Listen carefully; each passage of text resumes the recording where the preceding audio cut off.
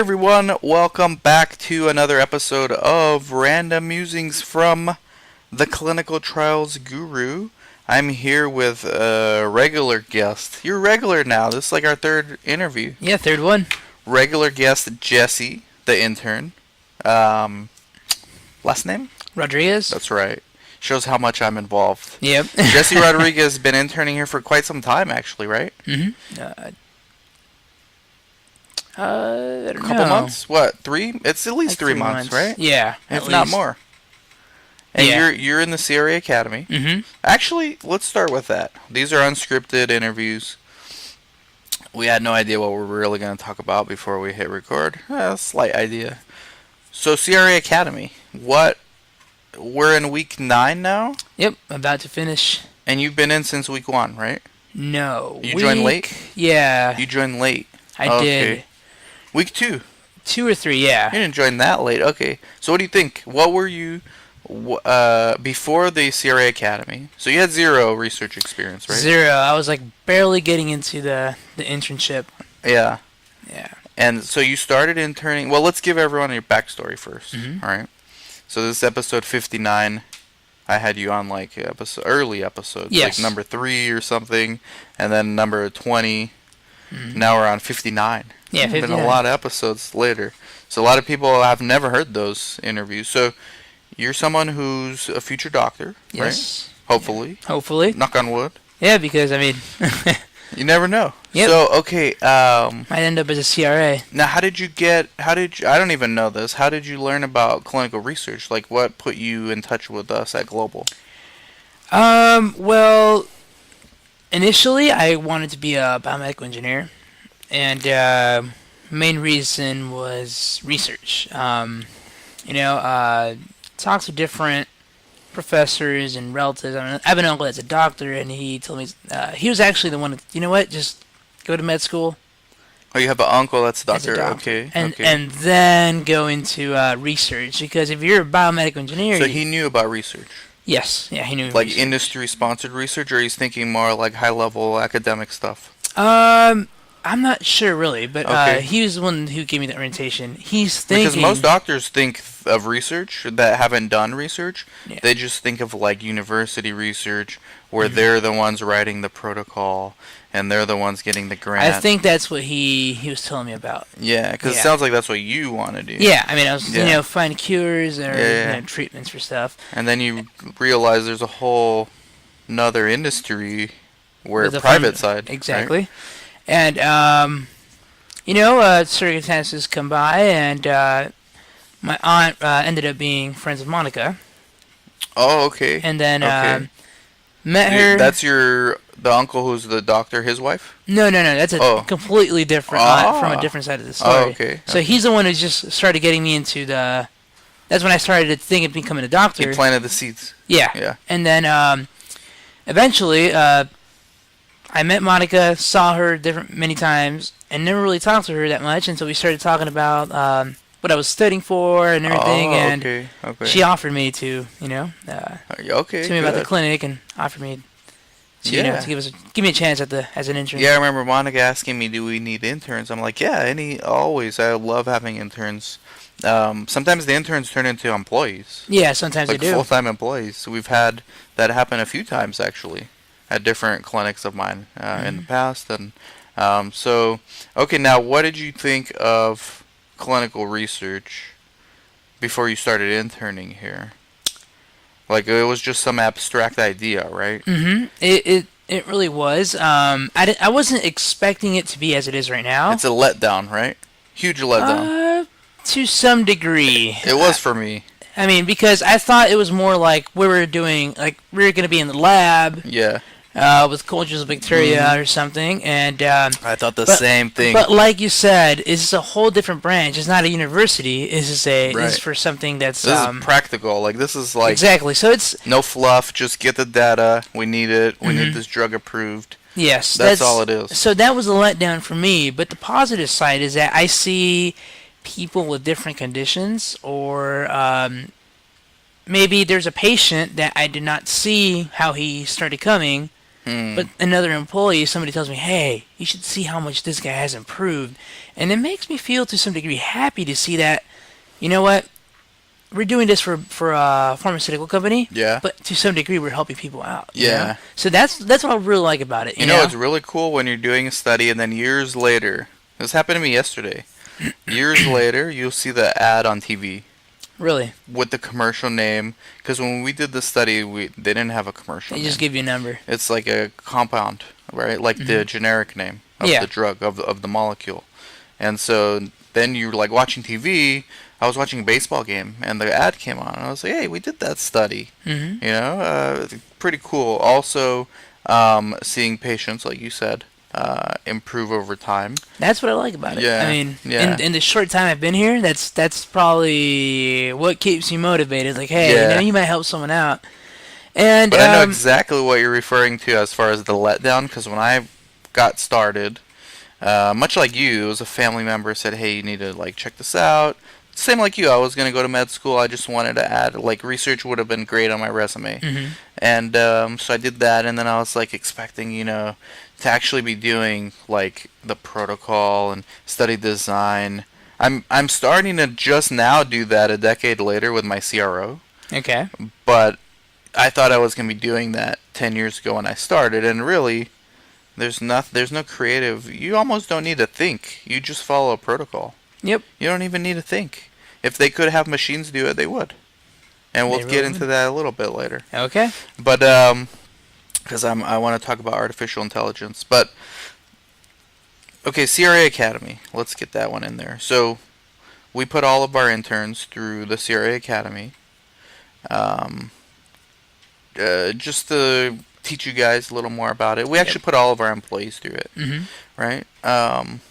Now, private students have to pay, but you guys, employees or interns of ours, get it for free. Mhm. So, what did you think going in about research, and then has it or has it not clarified things for you to some extent? Good and bad. Um. I want to hear both. Okay. So it's not really good or bad.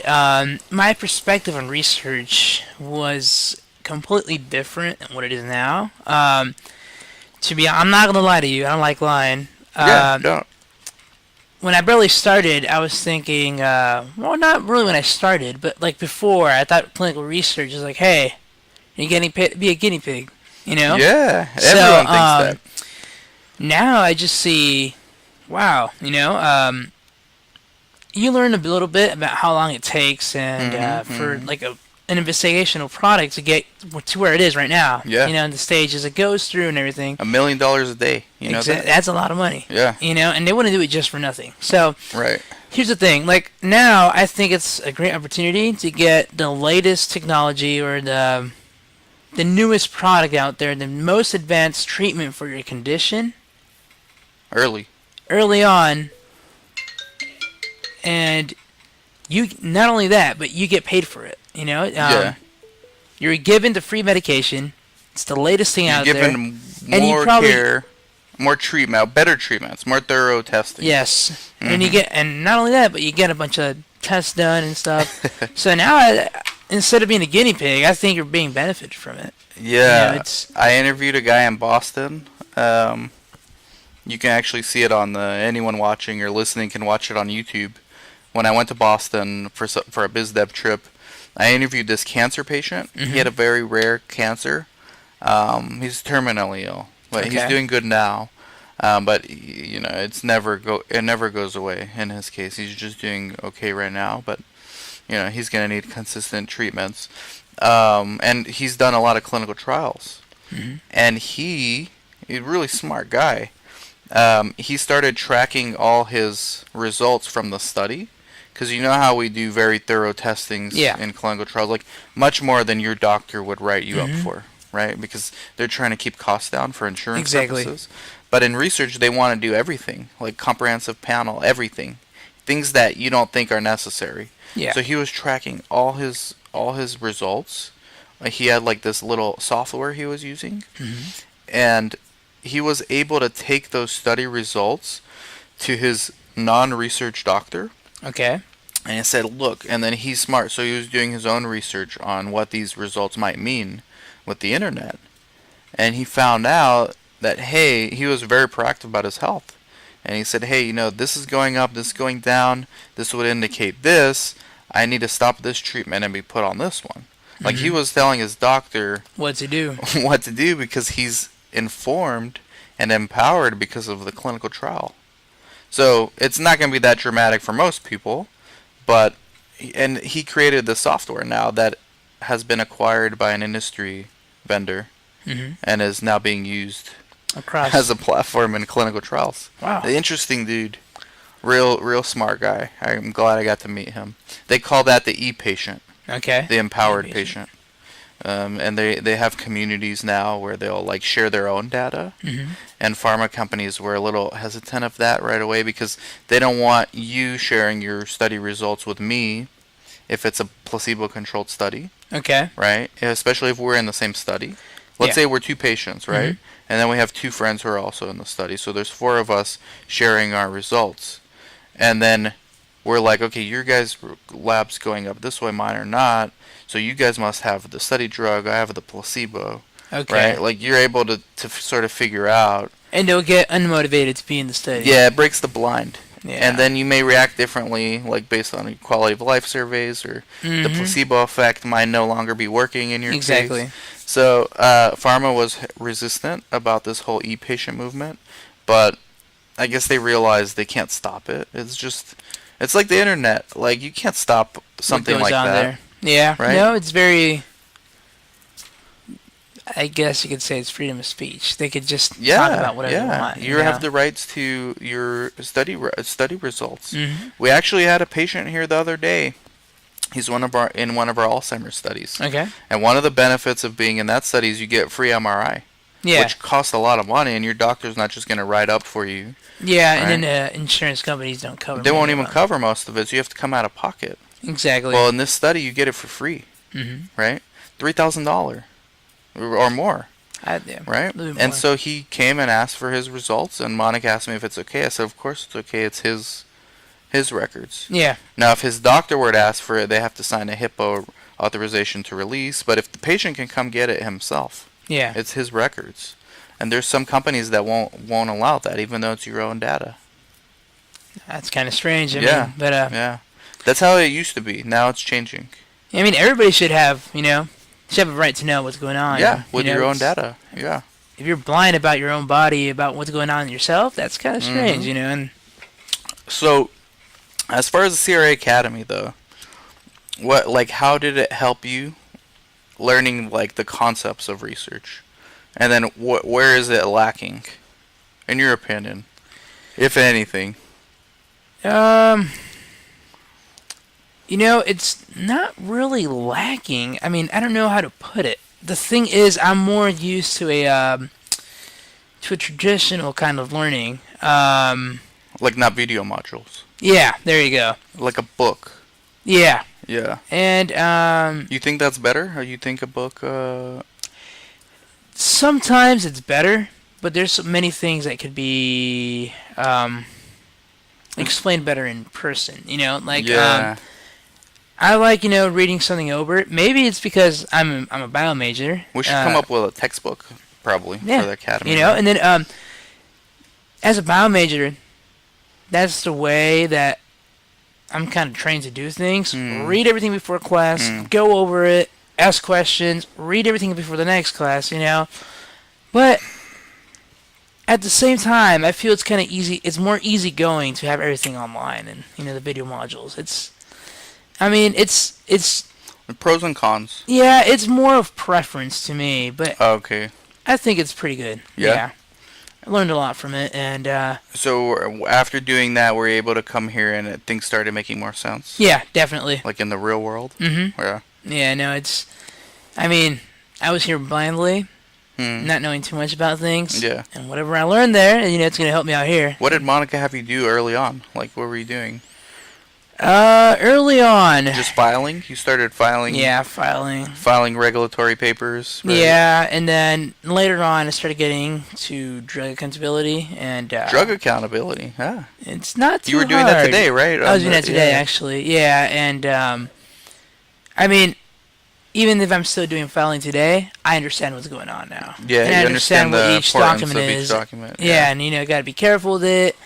Got to check the date, make sure it Yeah. goes in order It's all about the dates and this stuff. because you don't want to mix it up. And then the CRA is gonna come like, hey, everything's mixed up. Have you dealt with any CRAs yet? Have you met any? I've met a couple CRAs, Hmm. but I didn't get too much involved.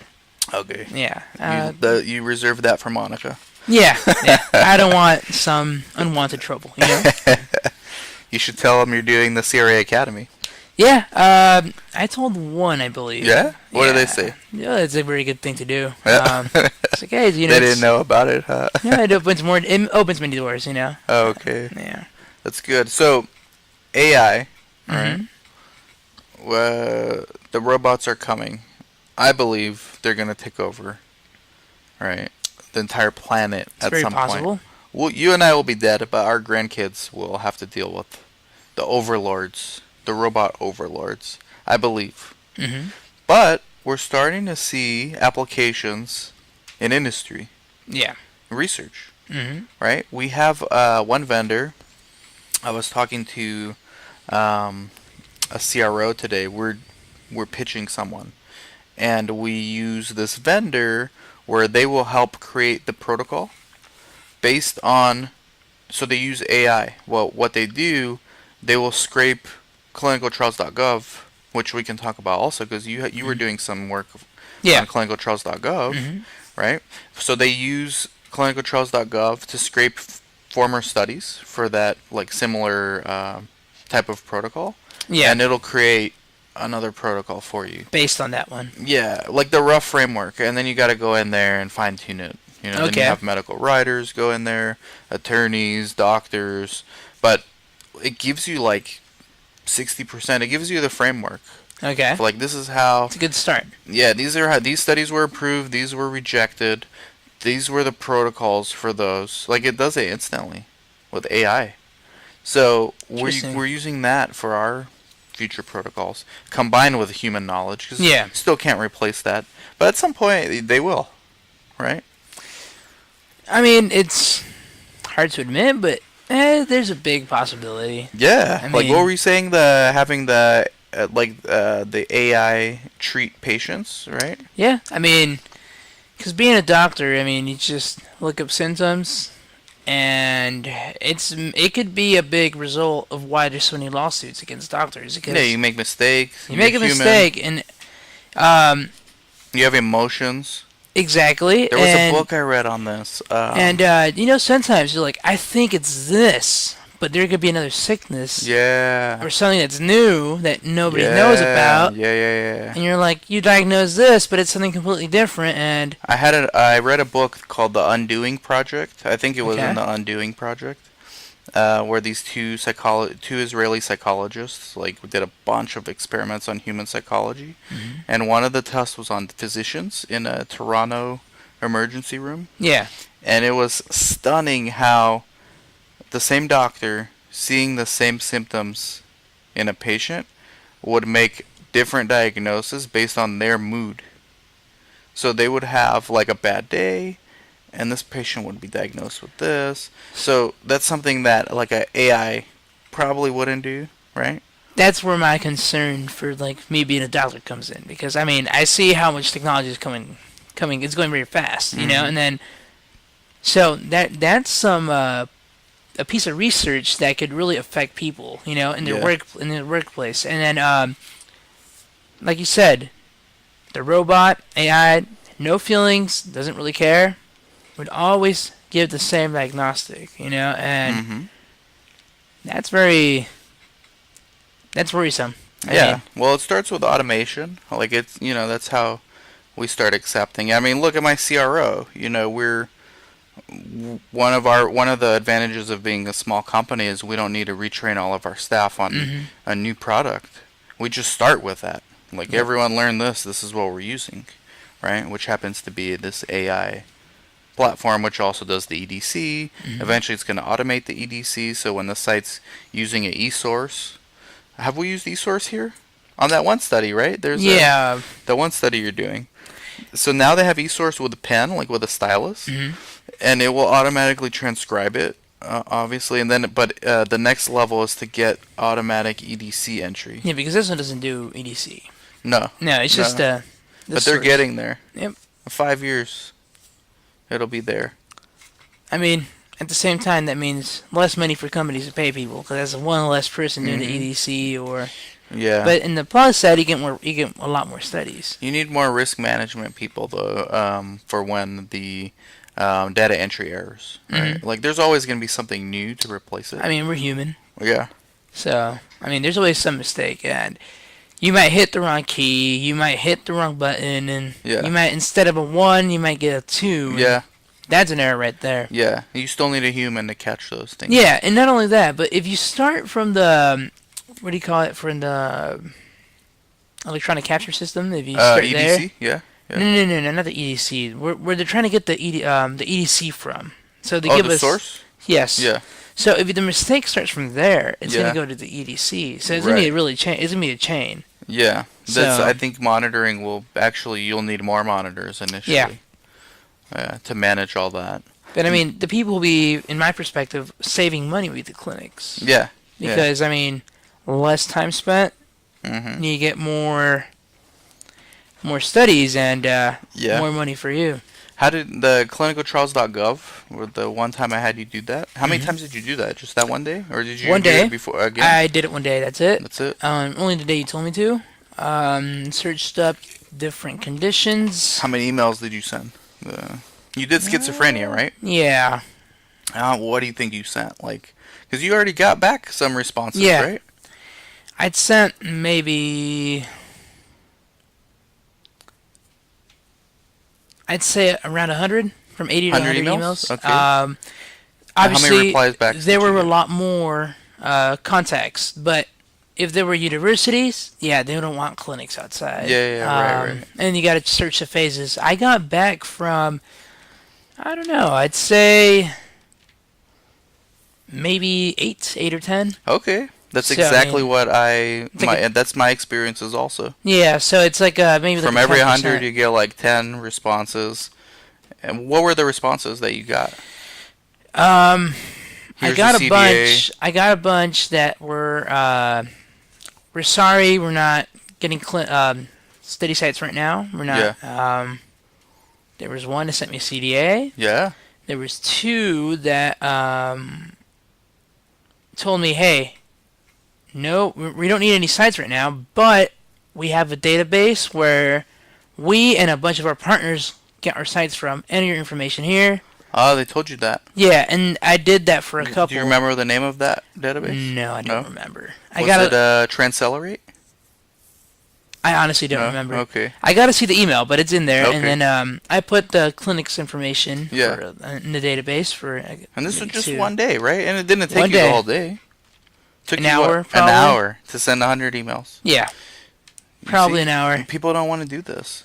Then they complain that they don't have studies. You can do this every day for an hour. Mm-hmm. If you send 100 emails a day and you get one CDA back that day, right? And you do this 5 days in a row, you're going to get 5 CDAs, 5 studies. 5 potential studies. You might be selected for half of those, right? 2 Yeah. or 3. 2 or 3. Not only that, but if they tell you about a database, just like they did for Yeah. me.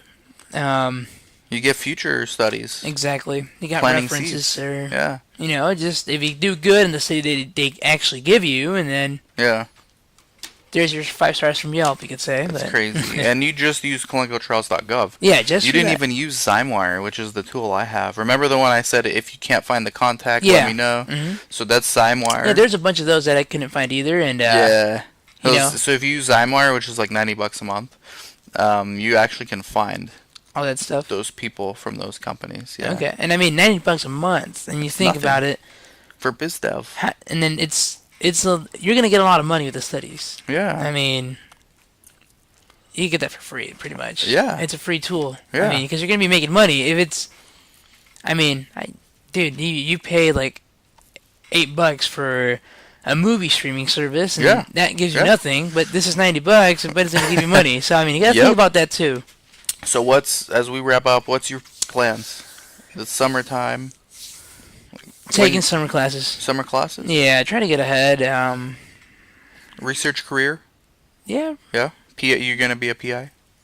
eventually. Yeah. You know, thinking about it, I mean, I really think that there's so many things out there that we could do that have not been done, like stem cell research. Yeah. I'm doing one. I feel that the U.S. is really behind in Stem cell. stem cell and in just messing around with DNA. And Yeah. I mean, even though it doesn't sound very ethical, cloning. Mm. If you can make spare parts for people, that would be pretty good. So you're interested in that? Yeah, I mean, you gotta think about it. It doesn't sound very ethical, but if you figure out a way, if someone needs a kidney, make a kidney, let's say in 90 days, Could extend life. extend someone's life, instead of, Give going us around, longer for the robots to take over. take over. So, but I mean, it's, that's what I'm really interested in. I mean, I've seen a lot of people who can't find an organ, or they have one that's not compatible, or they gotta take the medication to dumb down the immune system so it doesn't attack itself. And it's pretty sad because those people are a lot more exposed to sicknesses. They're sick more often, and if you could stop that, you're stopping a human being from suffering. So I mean, that's my point of view on that. So what's the plan? To fast track your way to the med school, or are you going to get your bachelor's? Probably get my bachelor's. That's good. Yeah, That's my smart. bachelor's, and then I could do something with that if no med school. But You can be a CRA. exactly. Yeah, They make good money. it's my plan B probably. Backup plan, and not a bad backup plan to have. No, it's not. Forbes ranked it as the number 3 career in the U.S. Really? Yeah. Wow. Clinical research associate. It may have been number 1. I don't know. I gotta Google the article. It's definitely top 3. Top 3? Yeah, and I got to see that because I mean it's there's a lot of careers that people don't know about. Like in school, we never hear anything about CRAs. Never. Right now, the big hype is for PA school. But Physician assistant. yeah, But they don't make as much as CRA. they don't. No. But everybody's going there. I mean, That's crazy. Yeah, And they're all the smart PAs are gonna end up doing research. definitely. Sub-Is and all right. Yeah. Good stuff, Jesse. Well, thank you very much for coming on. It was an interesting discussion. And we'll do it again, man. All right, sounds good. All right. Thank you, everyone, for listening. Take care. All right.